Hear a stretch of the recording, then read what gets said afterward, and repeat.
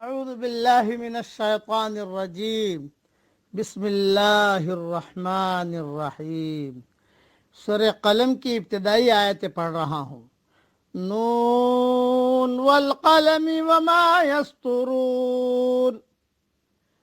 نون قسم قلم کی اور اس کی جو کچھ کہ وہ فرشتے لکھتے ہیں۔ ما انت بنعمت ربک بمجنون، تو اپنے رب کے فضل سے دیوانہ نہیں ہے۔ وَإِنَّ لَكَ لَأَجْرًا غَيْرَ مَمْنُونٍ، اور بے شک تیرے لیے بے انتہا اجر ہے۔ وَإِنَّكَ لَعَلَىٰ خُلُقٍ عَظِيمٍ، اور بے شک تو بہت بڑے عمدہ اخلاق پر ہے۔ فَسَتُبْصِرُ وَيُبْصِرُونَ، پس اب تو بھی دیکھ لے گا اور یہ بھی دیکھ لیں گے۔ بِأَيِّكُمُ الْمَفْتُونُ، کہ تم میں سے کون فتنے میں پڑا ہوا ہے۔ إِنَّ رَبَّكَ هُوَ أَعْلَمُ بِمَنْ ضَلَّ عَنْ سَبِيلِهِ، بے شک تیرا رب اپنی راہ سے بہکنے والوں کو خوب جانتا ہے۔ وَهُوَ أَعْلَمُ بِالْمُهْتَدِينَ، اور وہ راہ یافتہ لوگوں کو بھی بخوبی جانتا ہے۔ فَلَا تُطِعِ الْمُكَذِّبِينَ، پس تو جھٹلانے والوں کی نہ مان۔ وَدُّوا لَوْ تُدْهِنُ فَيُدْهِنُونَ، وہ تو چاہتے ہیں کہ تو ذرا ڈھیلا ہو تو یہ بھی ڈھیلے پڑ جائیں۔ وَلَا تُطِعْ كُلَّ حَلَّافٍ مَّهِينٍ، اور تو کسی ایسے شخص کا بھی کہا نہ ماننا جو زیادہ قسمیں کھانے والا ہو۔ ہمازٍ مشاء بنمیم، بے وقار، کمینہ، عیب گو، چغل خور، مناع للخیر معتد اثیم، بھلائی سے روکنے والا، حد سے بڑھ جانے والا، گنہگار، عتل بعد ذلک زنیم، گردن کش پھر ساتھ ہی بے نسب ہو۔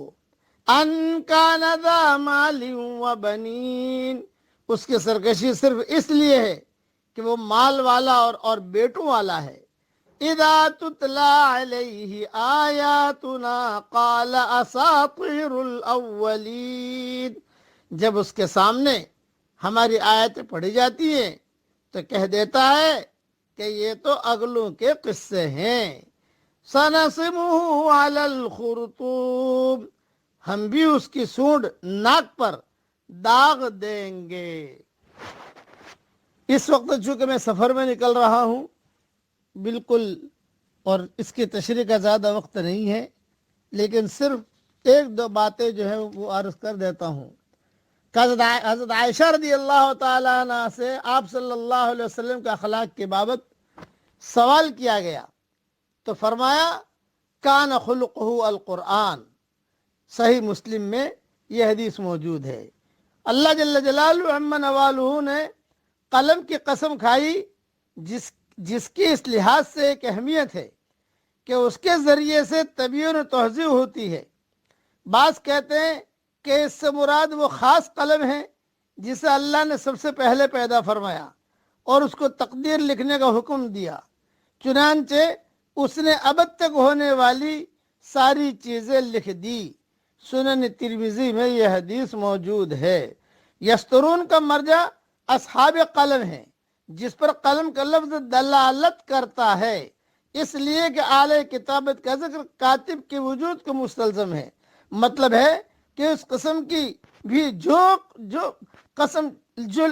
لکھنے والے لکھتے ہیں یا پھر مرجع فرشتے ہیں، جیسے ترجمے سے واضح ہوا۔ خلاصہ کلام یہ ہے کہ اللہ جل جلالہ عم نوالہ نے حضور صلی اللہ علیہ وسلم کی اس میں تعریف کی جو نمایاں ہے۔ وَإِنَّكَ لَعَلَىٰ خُلُقٍ عَظِيمٍ، آپ نماز بھی پڑھتے تھے، آپ کی نماز کی تعریف نمایاں طریقے پر قرآن میں نہیں ملے گی۔ آپ حج بھی کرتے تھے، جہاد بھی کرتے تھے، سارے آپ آپ ساری اچھائیاں کرتے تھے لیکن اخلاق کی تعریف کی. اس لیے اللہ تعالیٰ ہمیں اچھے اخلاق پر چلنے کی اللہ ہم سب کو توفیق عطا فرمائے اور ایمیٹیشن اخلاق سے اللہ ہم سب کی حفاظت فرمائے. آمین. وآخر دعوانا ان الحمد للہ رب العالمین.